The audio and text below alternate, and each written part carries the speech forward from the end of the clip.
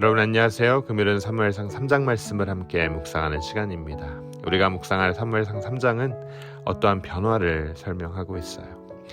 3장 1절은 아이 사무엘이 엘리 앞에서 여호와를 섬길 때 여호와의 말씀이 희귀하여 이상이 흔히 보이지 않았더라 라고 시작합니다. 하지만 20절과 21절 그리고 4장 1절에 가서는 단에서부터 베엘세바까지의 온 이스라엘이 사무엘은 여호와의 선지자로 세움받음을 입은 줄을 알았더라. 여호와께서 실로에서 다시 나타나시되 여호와께서 실로에서 여호와의 말씀으로 사무엘에게 자기를 나타내시니라. 사무엘의 말이 온 이스라엘에 전파되니라 라고 변하고 있어요. 아이였던 사무엘이 온 이스라엘에 하나님의 말씀을 이제 전하게 됩니다. 여호와의 말씀이 희귀했을 때 하나님께서는 말씀으로 사무엘이라는 사람에게 자기를 드러내십니다. 하나님의 존재가 잘 보이지 않았고 들리지 않았던 시절 실로라는 장소에서 사무엘이라는 사람을 통해 나타나신 하나님을 온 이스라엘이 보게 돼요. 하나님께서는 한 사람을 세우셨고 바꾸셨고 그로 인해 모든 이스라엘이 전환점에 서게 됩니다. 여러분 그렇기에 한 사람이 변하는 것이 이렇게 중요합니다. 우리 중 한 명이라도 말씀을 바로 듣고 바로 전한다면 세상이 또 우리의 주변이 변할 겁니다. 그러므로 말씀을 묵상하며 막중한 책임감을 느끼는 것이 우리 모두에게 필요합니다. 동시에 말씀이 희귀한 때에 말씀이신 예수님이 친히 세상에 오셔서 하나님이 누구이신지 보이셨다는 사실을 우리는 기억하며 감사해야 돼요. 우리에게는 사무엘과 같은 부분이 있습니다. 하나님이 오셨는데도 알지 못할 때가 있다는 거죠. 누군가의 도움이 없이는 하나님이 오셔도 만날 수가 없습니다. 어린 사무엘은 잠결에 엘리가 자기를 부른 줄 알고 엘리에게로 달려갔습니다. 그러기를 3번이나 반복했죠. 그런데 여기서 주목해야 하는 말씀이 있습니다. 바로 사무엘은 하나님의 부름에 내가 여기 있나이다, Here I am 이라고 반응했다는 거예요. 금일 말씀 4절, 5절, 6절 그리고 16절에 내가 여기 있나이다, Here I am 이라는 표현이 무려 4번이나 반복되고 있어요. 여러분 사무엘상 3장 말씀은 그리스도인이 어떠한 사람들인지를 또 어떠한 태도를 가져야 되는지를 우리에게 잘 보여주고 있습니다. 그리스도인은 사무엘과 같이 하나님의 부르심을 받은 자들입니다. 하나님의 은혜로 예수님 안에서 하나님의 부르심을 받고 하나님을 알고 하나님을 믿게 된 주님의 사람들이죠. 주님이 부르실 때 네 하나님 제가 여기 있습니다 라고 그 부름에 반응하는 자들이라는 거죠. 하나님의 부르심은 우리가 그리스도인이 되게 된 출발점입니다. 나의 노력과 공로와 선택이 아닌 예수님 안에서 성령님을 통한 하나님의 부르심으로 인해 우리는 주님의 사람이 되었습니다. 예수님 안에서 하나님의 부르심을 받았다는 것, 그것은 헤아릴 수 없는 은혜이고 또 비교할 수 없는 선물입니다. 갈라디아서 1장 6절 상반절은 이렇게 전해요. 그리스도의 은혜로 너희를 부르신 이를. 그렇습니다, 여러분. 우리가 주의 성도가 된 것은 하나님의 은혜의 부르심으로 되어준 걸 결과입니다. 그리고 그 하나님의 부르심 안에서 날마다 그 하나님의 부르심에 대해 응답하며 사는 거예요. 말씀의 부르심에 주님 제가 여기 있습니다, Here I am 말씀해 주세요, 제가 듣겠습니다 라고 응답하며 사는 자가 바로 그리스도인이라는 거죠. 여러분들께서는 하나님의 이 부르심에 응답하며 그 응답에 부합한 삶을 오늘 살고 계신지요? 말씀은 우리를 도전하고 있습니다. 여러분 하나님께서는 우리를 왜 부르셨을까요? 우리를 부르신 이유는 우리를 일시키기 위해서가 아니라 우리에게 복을 주시기 위함입니다.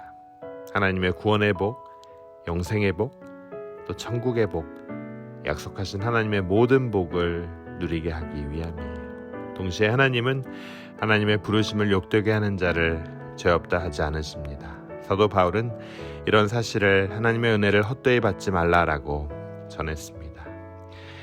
우리는 하나님의 부르심 안에서 날마다 말씀으로 부르시는 그 하나님의 부르심에 대해 주님 제가 여기 있습니다, 말씀하세요, 제가 듣겠습니다 라며 또 응답하며 사는 자들이에요. 그리고 말씀 속에서 죄를 분별하고 멀리하며 또 선을 추구하며 살아계신 하나님과 깊고 친밀한 관계 속에 사는 자들입니다. 갈라디아서 5장 13절은 우리에게 전합니다. 형제들아, 너희가 자유를 위하여 부르심을 입었으나 그러나 그 자유로 육체의 기회를 탐지 말고 오직 사랑으로 서로 종노릇하라. 금일 말씀 15절 이하 또 21절에 엘리에 대한 사무엘의 진술과 사무엘의 위상에 대한 말씀이 이어집니다. 사무엘의 진술을 들은 엘리는 하나님은 여호와시니 선한 대로 하실 것이라고 응답했습니다. 말씀이 우리의 죄를 밝히면 그 죄를 고백하고 시인하는 것이 지혜입니다. 시인할 것을 시인하고 돌이켜야 할 것에 돌이키는 것이 지혜며 또 회복하는 길이에요. 그럼에도 불구하고 엘리는 그렇게 하지 못했습니다. 죄를 시인은 했지만 돌아서지 못했어요. 결국 하나님이 주시는 그 기회를 놓치고야 말았죠. 여러분, 하나님은 기회를 주십니다. 예고도 없이 엘리 집안을 심판하지 않으시고 엘리에게 기회를 주셨듯이 끊임없이 기회를 주고 또 주셨어요. 하나님의 기회를 놓치지 않는 것이 지혜이며 또 선한 순종이고 복된 순종입니다. 하나님은 하나님의 부르심에 응답하는 자와 함께 하십니다. 그를 하나님의 도구로 세우시고 그에게 살아계신 하나님, 구원의 하나님, 도우시는 하나님을 나타내십니다. 사무엘에게 임한 하나님을 통해 우리는 이 사실을 알 수 있어요. 금일 말씀은 하나님의 부르심에 응답하고 나아간 사무엘을 통해 온 말씀이 이스라엘에 나타났음을 분명히 전하고 있습니다. 단에서부터 브엘세바까지 온 이스라엘의 사무엘은 여호와의 선지자를 세우심을 입은 줄 알았더라. 여호와께서 실로에게 다시 나타나시되 여호와께서 실로에게 여호와의 말씀으로 사무엘의 자기를 나타내시니 사무엘의 말이 온 이스라엘에 전파되니라. 네. 하나님의 부르심에 응답한 자를 통해 온 나라가 하나님을 경험하게 되었다는 거죠. 여러분, 우리는 흔히 영적인 귀가 먹고 눈이 먼 엘리에 대한 말씀을 읽으며 어떻게 한 나라의 제사장이 이럴 수가 있느냐 생각할 수 있지만 사실 우리도 엘리 제사장같이 다른 사람이라는 참견을 잘하면서 정작 내 자신에게는 말씀이 임하지 않는 것에 대해 경각심도 느끼지 못할 뿐 아니라 들은 말씀에 침묵과 또 방관으로 응답할 때가 참 많습니다. 이 말씀이 여러분 우리에게 경고가 되어야 됩니다. 사무엘과 같이 말씀을 알아채지 못하는 우리에게 예수님이 오셨어요. 몇 번이고 기다려주시고 적극적으로 관계를 이어가십니다. 또 항상 함께 하시죠. 그렇게 우리는 이러한 예수님께 감사하며 영적인 긴 잠에서 깨어 선지자의 사명을 가정과 교회와 사회에서 시작해야 합니다. 엘리와 같이 무감각하고 무능력한 우리에게 예수님이 오셨어요. 엘리에게 작은 아이에 불과한 사무엘이었지만 하나님께서 부르고 함께 하시며 사용했을 때 11절과 같이 그것을 듣는 자마다 두 귀가 울릴 것이고 또 19절과 같이 그의 말이 하나도 땅에 떨어지지 않게 되었습니다. 사랑하는 여러분, 엘리에게 사무엘은 저주의 사신이 아니었습니다. 영적인 두 눈이 어두워 성막과 거리를 두었던 자신을 위해 하나님이 보내주신 마지막 기회였어요. 오늘도 하나님께서는 말씀을 통해 우리를 깨우고 계십니다. 그 말씀에 주님, 제가 여기 있습니다 라고 반응하며 하나님께 나아가는 여러분 모두가 되시길 주님의 이름으로 축원합니다. 매일매일 말씀을 통해 우리에게 기회를 주시는 그 주님을 바라보고 또 발견하고 오늘 하루를 사시는 여러분 되시길 주님의 이름으로 축원합니다. 우리 함께 기도하도록 하겠습니다. 하나님 아버지, 작은 아이에 불과한 우리에게 적극적으로 찾아오셔서 존재의 의미와 사명을 주시니 감사드립니다.